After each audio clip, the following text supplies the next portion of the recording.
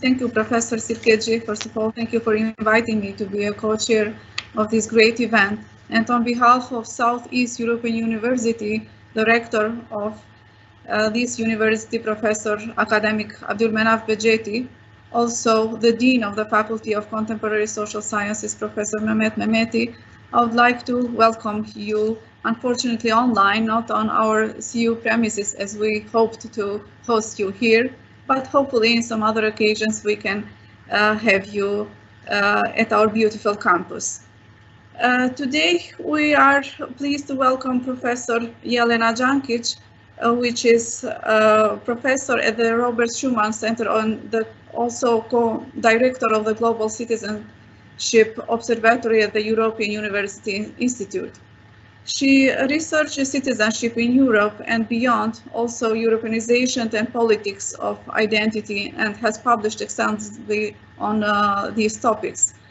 At this first plenary session of the Migration Conference, Dr. Dzankic will share with us her research on long-distance citizens, strategies and interests of states, companies, and individuals in the global race for wealth.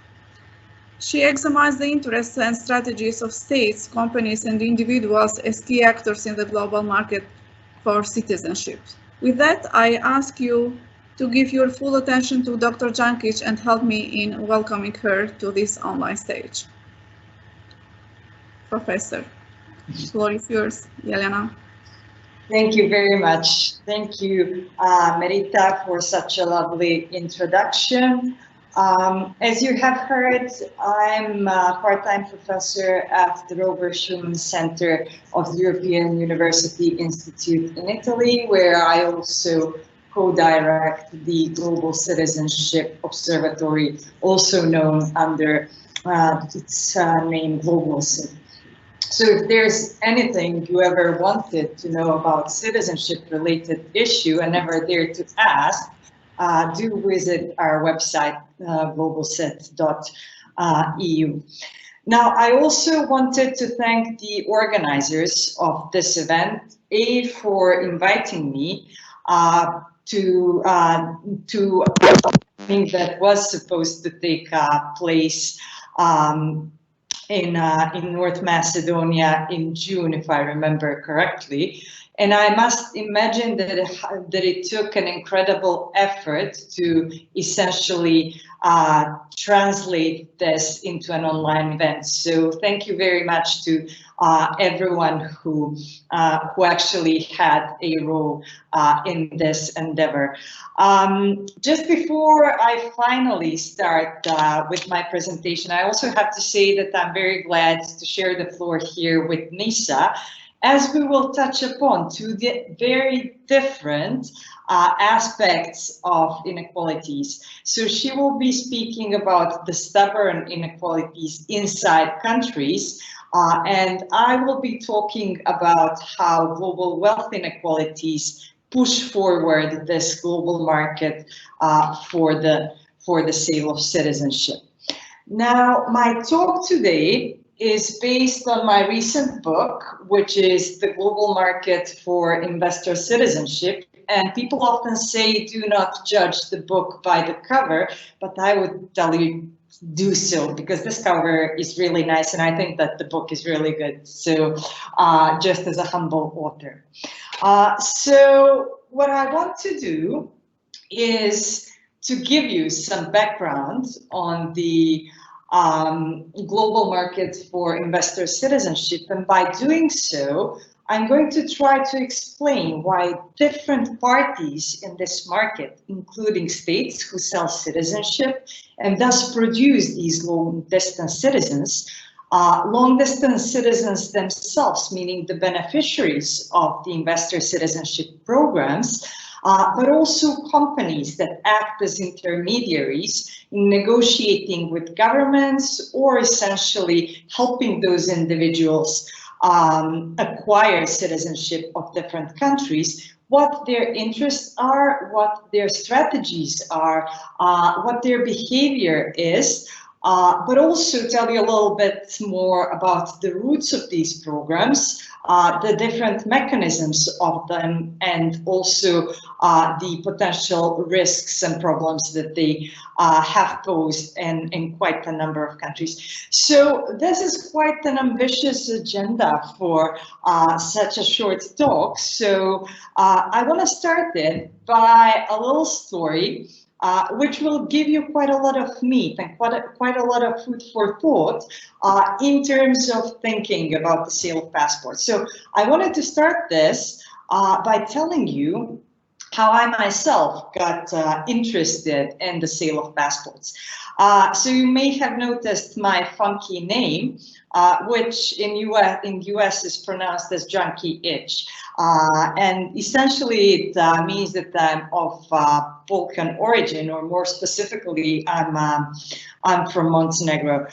So in 2010, after finishing my PhD at the University of Cambridge, I started working at the University of Edinburgh on a project directed by Professor George Shaw, which was on the Europeanization of citizenship in the states of Southeastern Europe. And she asked me then to do a report on the citizenship law of Montenegro. And by doing this report, I actually had learned that Thaksin Shinawatra, the former Prime Minister of Thailand, accused of corruption in his own country, had gotten a passport of then my own country, Montenegro, on the basis of a multi-million dollar investment in Montenegro's tourism. So he did this in order to avoid extradition and judicial process in his own country. Now, when I started researching this was very interesting because, as we all know, the Western Balkans are not very well known for good governance issues, and obviously quite a lot of those programs have been tainted by corruption. And at the same time, there was this so-called part of the game affair, which took place in Austria, where I've learned that a member of the Carinthian Freedom Party, so a right-wing party in Austria, Uwe Scheuch, faced charges at the time for offering an Austrian passport to a Russian billionaire in exchange for a donation in the party's coffers. So beyond these scandals that kind of spurred my interest out of the interest in the region and governance issues, I started looking at the legal provisions on the basis of which people could become citizens of Austria and Montenegro. And the only provisions that I could find in these two countries at the time were provisions that enable states to naturalize individuals on the basis of national interest. And then this national interest could be cultural, sports, economic, etc., etc. So the same legal provision that's used to naturalize a talented sports person can also be, was essentially in these two cases used to naturalize wealthy investors in these countries. Now, shortly thereafter, an interesting thing happened again in my native Montenegro, and that was that the country essentially adopted a separate program which stipulated the exact investment amounts and other conditions through which investors could be naturalized. Now, obviously, in 2010, this backfired, and quite a lot of European governments stated that they would withdraw the visa-free regime that was granted to Montenegro a year before. So that kind of started to spur my interest in what kind of programs, how could a state adopt such legislation in which it would stipulate the price of membership, the price of its passport, right? And I came across websites of these companies that were mediating the sale of passports, that were essentially also marketing these programs.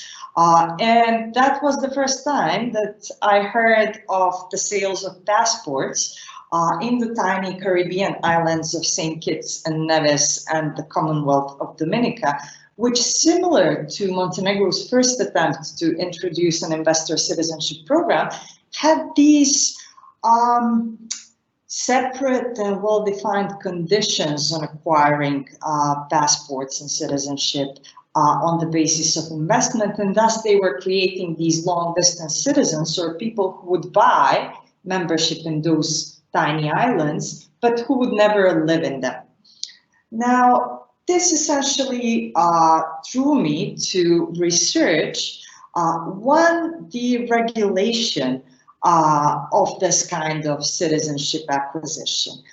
Secondly, also the controversies that are related to these programs, but also whether it was right or wrong to sell passports, to sell citizenship, and especially in a context of contemporary migrations, contemporary statelessness, where quite a lot of people are unable to gain access to quite a number of countries, and especially in Europe. Now, interestingly, I looked at also what was going on in the European Union, and what happened since I started researching the sale of citizenships was that with the euro crisis, quite a lot of European Union member states started opening up to the idea of the sale of passports.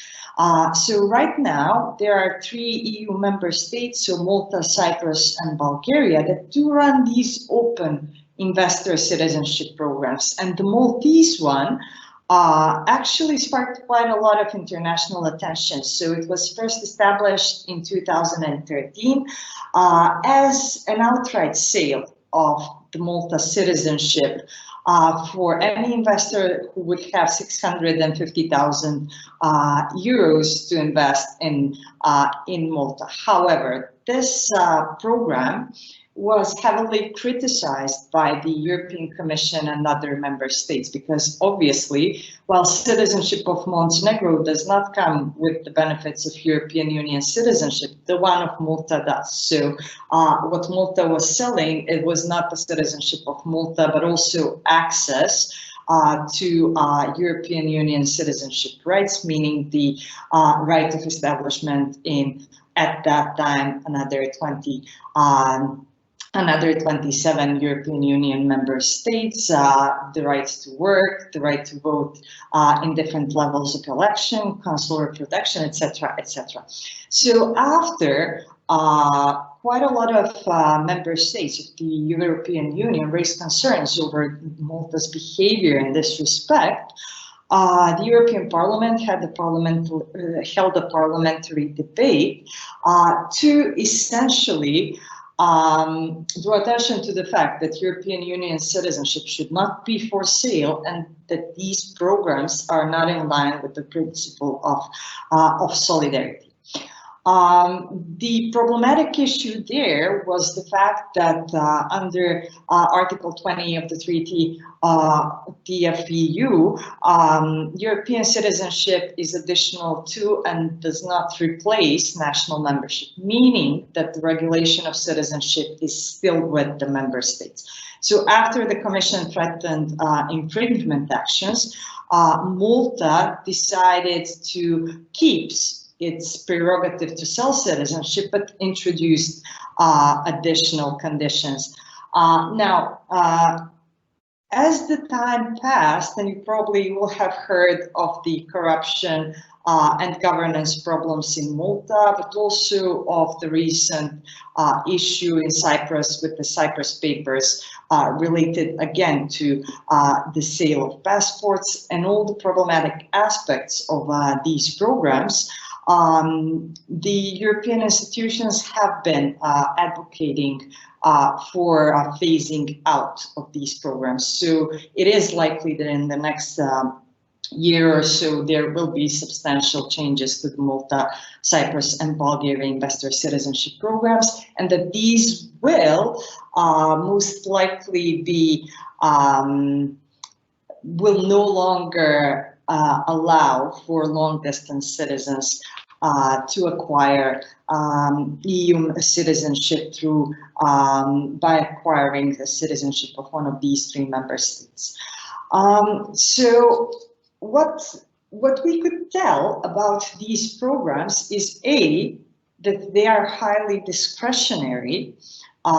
B, what I can tell you also from my research is that the consequence of the high levels of discretion involved in these programs essentially also makes them very difficult to research. Gaining access to beneficiaries of these programs, being multimillionaires, highly mobile people, or highly exposed politicians in their countries was nearly impossible. But what one could do is, in a way, try and look at a wide variety of sources, including national legislation reports, etc., to get a bigger picture. A bigger picture on how this global market for investor citizenship works and what it essentially means. So now I was thinking about what could be interesting to scholars of mobility and migration to hear about this market, right?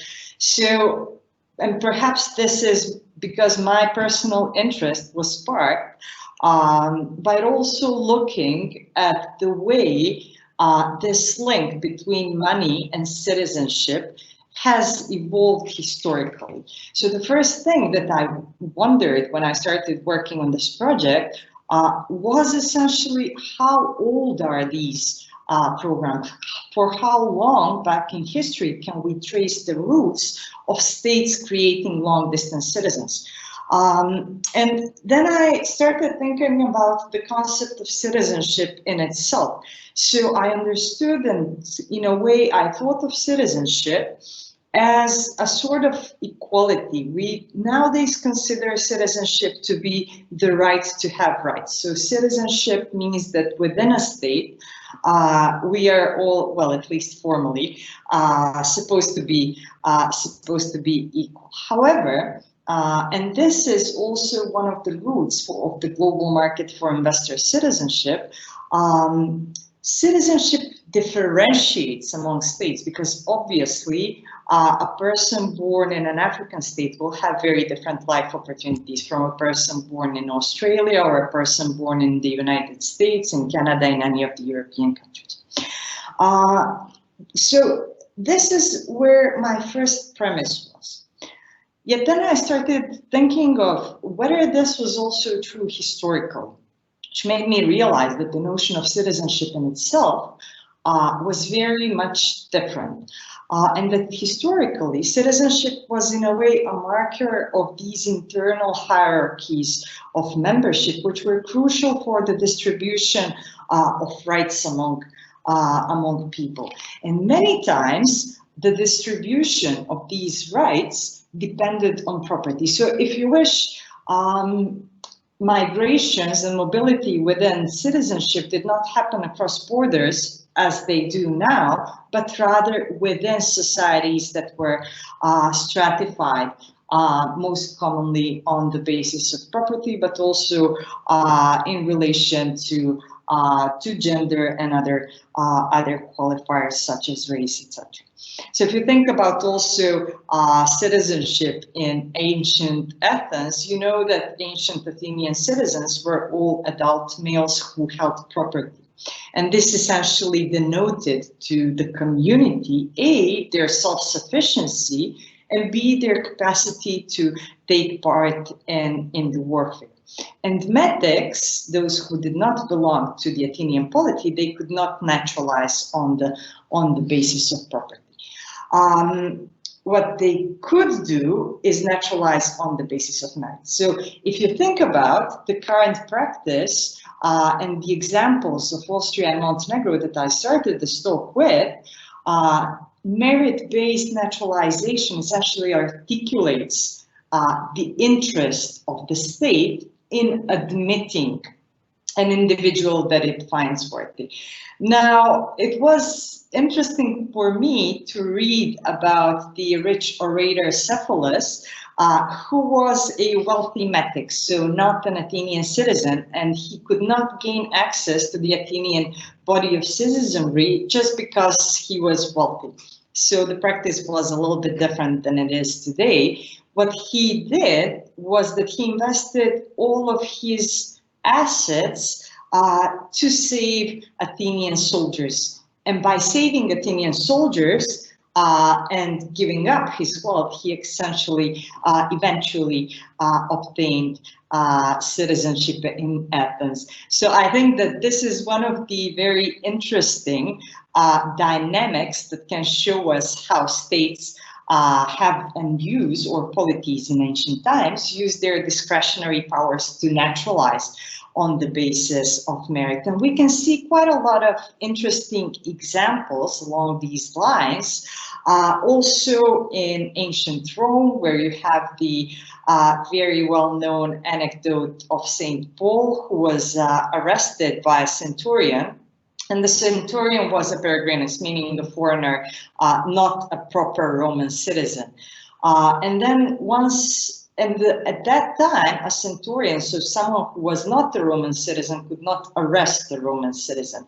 And upon arrest, St. Paul said, well, you can't arrest me, I'm a Roman citizen. And the centurion said, well, yes, I can. Why? Because I have a lot of money and I managed to buy myself into Roman citizenship.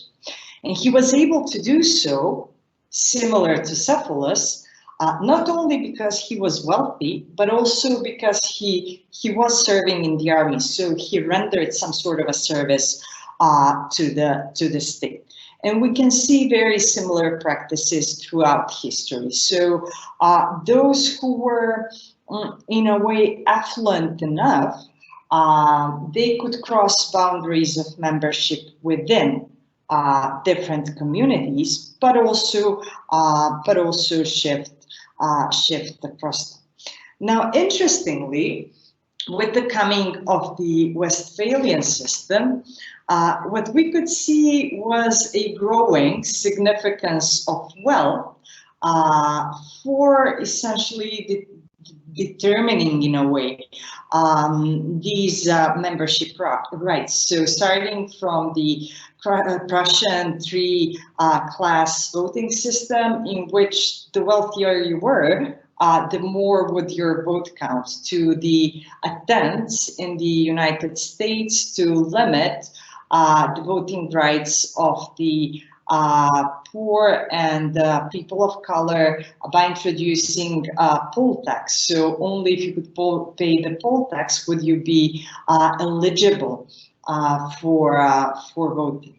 But also, more importantly, they brought about the development of naturalization conditions. And this is where we will slowly move into understanding further the interests of states, not now naturalizing on the basis of discretion, but for developing these specific conditions for creating their long distance citizens. So naturalization conditions essentially were conceived of so that foreigners would not, and I quote here, would not pose a burden on the state. And for those of you, and I've seen that some of you are in New York, you probably will have been to the Ellis Island, where you will read also about how all the foreigners landing on Ellis Island actually had to show that they had $25 in their pockets, otherwise they would not be admitted on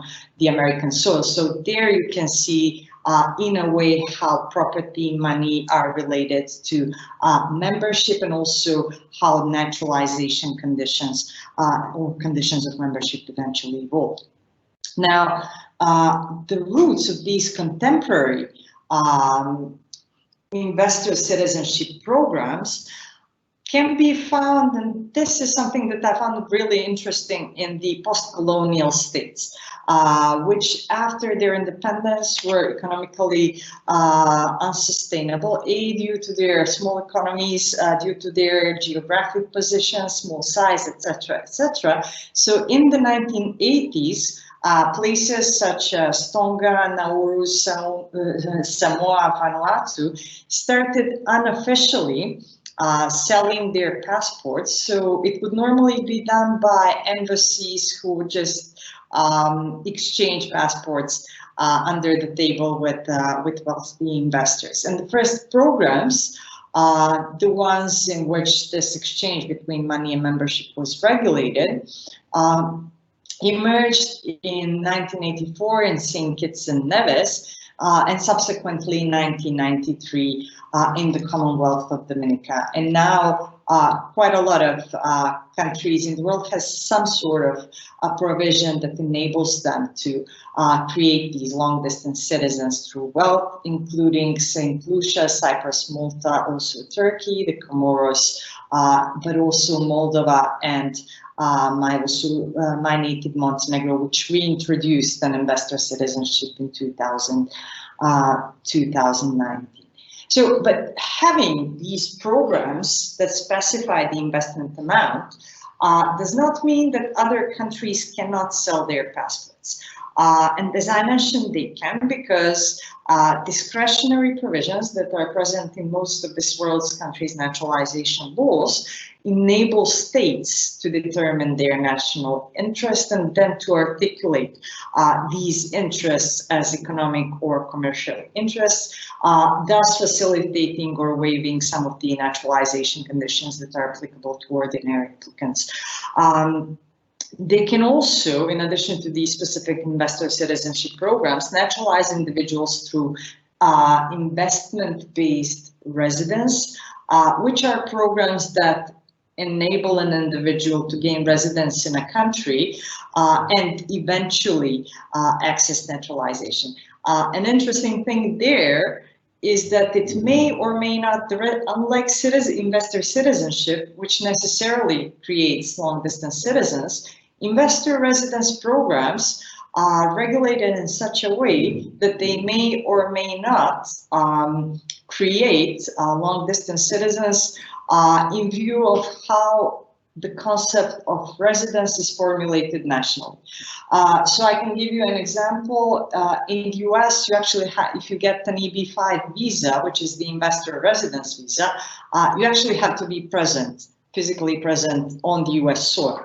If you do the same thing in Portugal, the requirement under the law is that you spend 2 weeks within a year in Portugal. And this is how states articulate different interests. One is in attracting actual migrants, and the other one is in attracting capital, but leaving the migrants out of the country.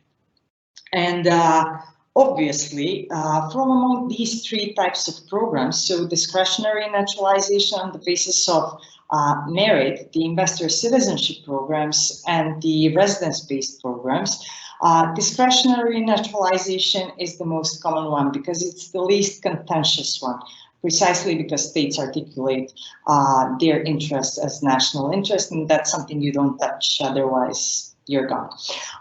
Investor citizenship programs are rare, and they exist in the islands that I've mentioned, plus a couple of other minor countries, and they're very rare because they are highly contested. They're highly contested, A, on a normative level, and B, obviously at the level of practical arguments.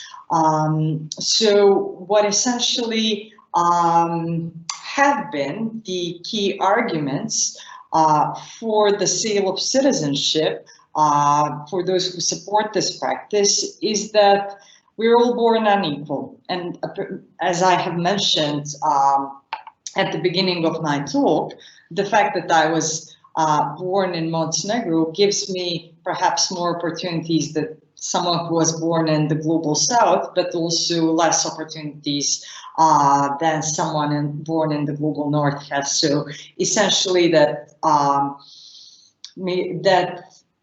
the original distribution of citizenship is, as Ayla Shahar would say, a birthright lottery, and that also the sale of passports could correct, is a sort of a panacea for this lottery. The common objection, and that would be essentially my objection to this line of an argument, Yes, you can give more opportunities to those who can purchase passports, but normally people from countries that are less well off in the global race of wealth would purchase passports of those who are better off, meaning that the transfer of wealth would take place from poorer countries to richer countries. The second objection would be that yes, some people would gain access to better opportunities, but those would be people who already have far better opportunities than others in their societies. So if you think about the global wealth redistribution, this argument, well, for some it has some validity, but also there are significant objections to it. And the second argument that the individuals supporting and scholars supporting the sale of passports propose is that citizenship is anyways a club good, so that the states need to optimize their performance and that they admit those who contribute more. And there the key objection is essentially how can we measure a one-off contribution, and this is perhaps some food for thought for all the participants here. How do you measure, how can you compare a lifetime contribution in taxes to a one-off injection of cash that happens when these long-distance citizens are created? And this is something that's been very important as the central point of the normative debates that have been taking place around this notion. Now, obviously, and this is something that I mentioned, the arguments against these programs in the normative field would entail questioning the equality of citizens, whether wealth should give one additional privileges, not only within, but also outside of their societies, and also at the global level. And the second one is the question of whether the connection created by money alone is a connection that is substantial enough for an individual to be recognized as a member on par with all other citizens. And obviously the counter argument to that is that neither in legal nor in normative theory are there any internally consistent guidelines as to what constitutes genuine link with a community, and whether if a country hands out passports on the basis of ancestry, why it should not, or what would be the normative argument against the sale of passports. So I think that that's a very interesting debate that the creation of these long-distance citizens has sparked.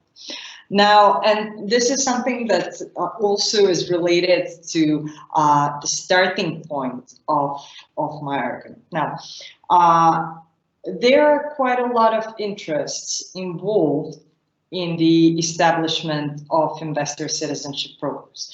And if you take a look at where these programs have been running over the last 20 or 30 years, you will see that they're run in countries that already had governance issues.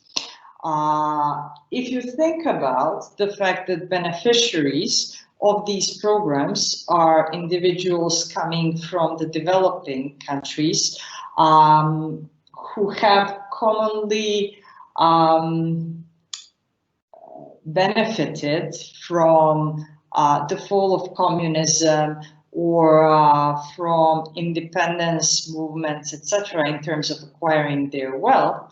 And if you think about the transfer of wealth itself, you will probably reach the same conclusion and also find examples that I have found in my research, meaning that there are quite a lot of problems, including corruption, money laundering, etc., that are connected to the investor citizenship schemes. Just to give you a couple of examples, I've mentioned the Cyprus Papers, which is a reportage that Al Jazeera has published just 2 weeks ago, connecting highly influential or the so-called politically exposed persons to the Cypriot sale of passports, or the involvement of the investor citizenship industry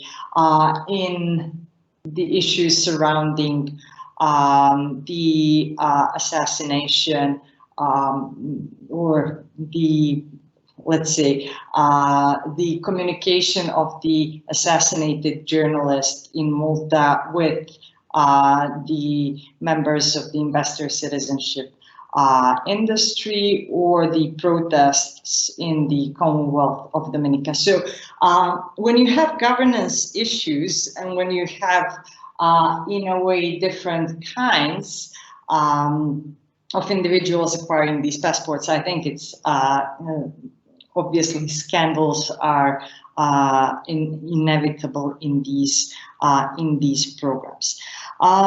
So now, to briefly, and I don't want to go over time, to talk about the individuals who are beneficiaries of investor citizenship programs. One thing that we can know about them is that they belong to the top echelons of the world's, in a way, wealth pyramid.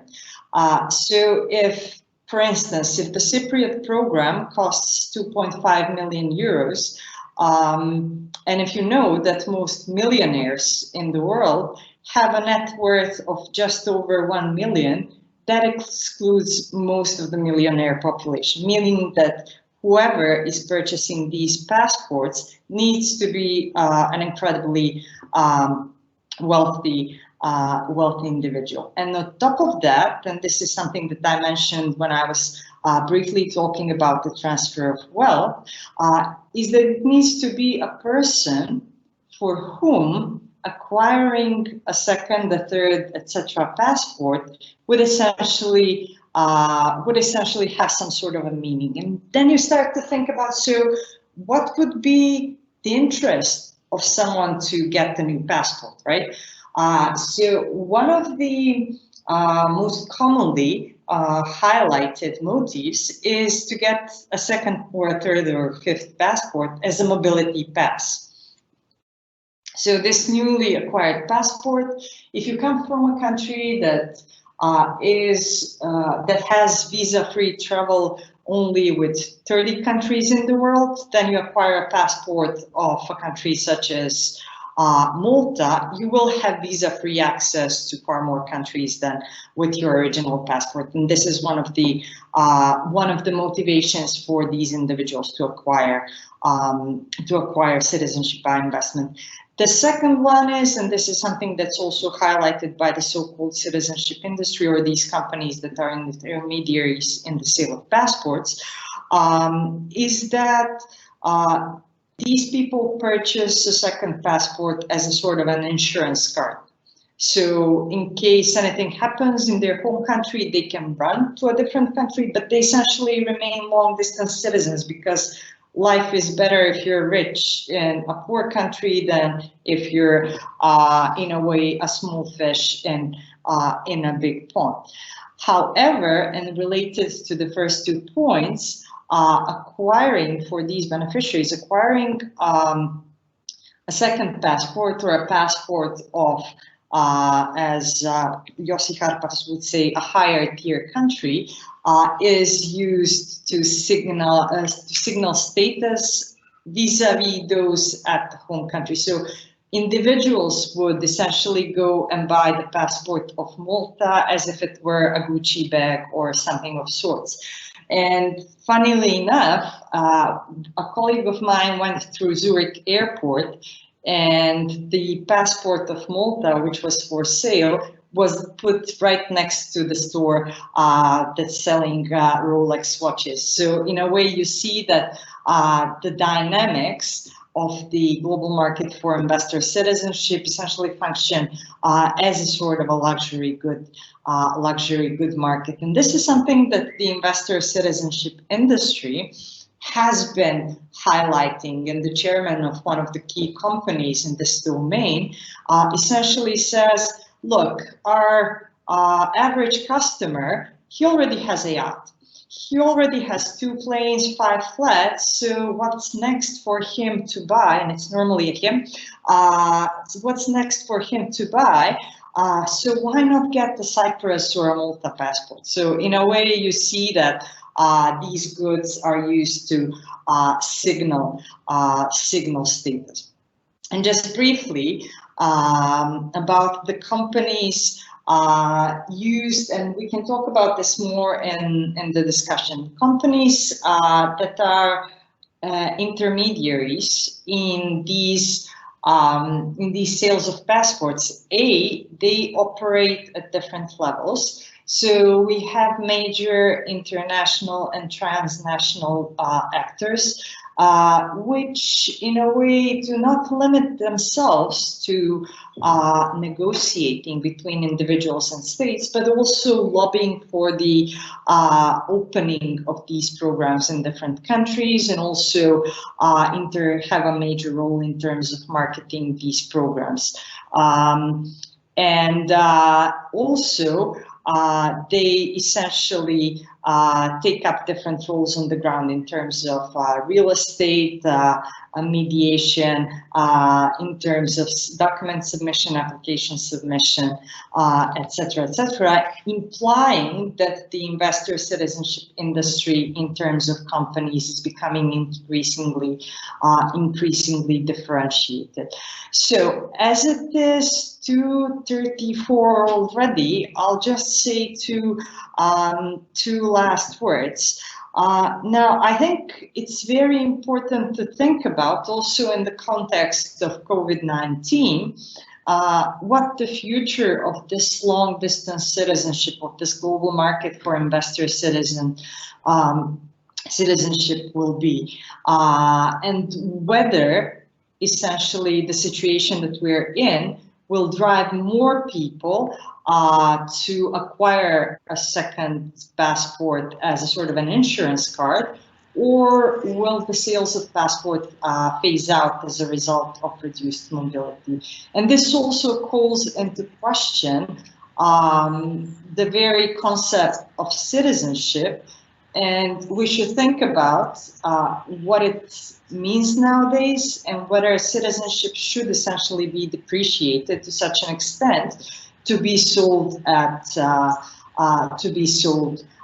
in exchange for investment. So I will leave it at that, and I'm very happy to respond to your questions later on. Thank you.